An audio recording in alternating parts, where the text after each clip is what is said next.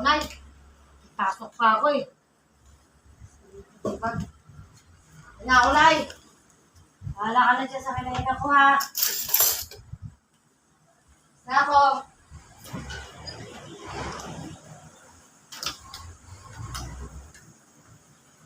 Sige, ingat ka, ha? Uwi ka ng maaga. Ano ba yung batang to? Hindi kinain yung pagkain. Lagi na lang sinasayang yung pagkain. Inuuna kung ano-ano. Ano ba namang babae na to?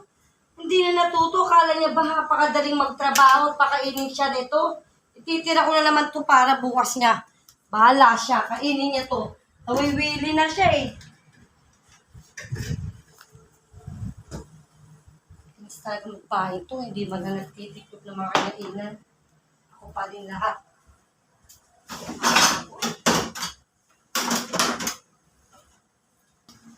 A few moments later.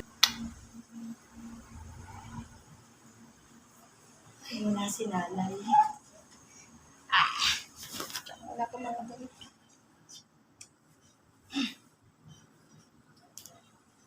Bilis lang. Ay, mamaya na. Saan ang cellphone ko? Wala si nanay. Wala siya siya. Nagtipid siya. Wala. Ayan, ayan.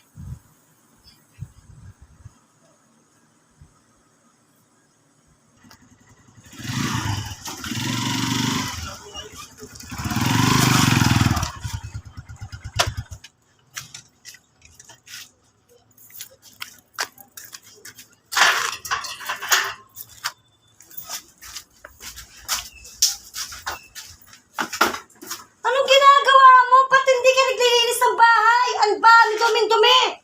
Alam mo naman, pagod na ako eh. Tignan mo na may tsura yan. Grabe naman. Ano ba yan, Rebecca? Hindi ka na natuto. Sobrang pagod ko na. Alam mo ba yung ginagawa ko sa trabaho?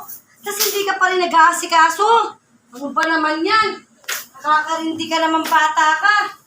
Nakakapagod ka na, ha? Kainis ka na. Dapat natututo ka na kasi dalaga ka na. Dapat nag-aaral ka na. Linisin mo lagi yung ginagawa mo, hindi ganyan kalat-kalat. Ano ba yan, Nay? Kararating mo lang ang ingay mo. Aayusin ko lang yan. Maghintay ka kasi. May ginagawa pa ako eh. Titiklop ko lahat yan. Huwag ka maingay na. Yung ingay-ingay mo. Kararating mo, lagi mo ko sasermonan. Pinagagalitan mo ko. May ginagawa ko. Mamaya gawin ko yan.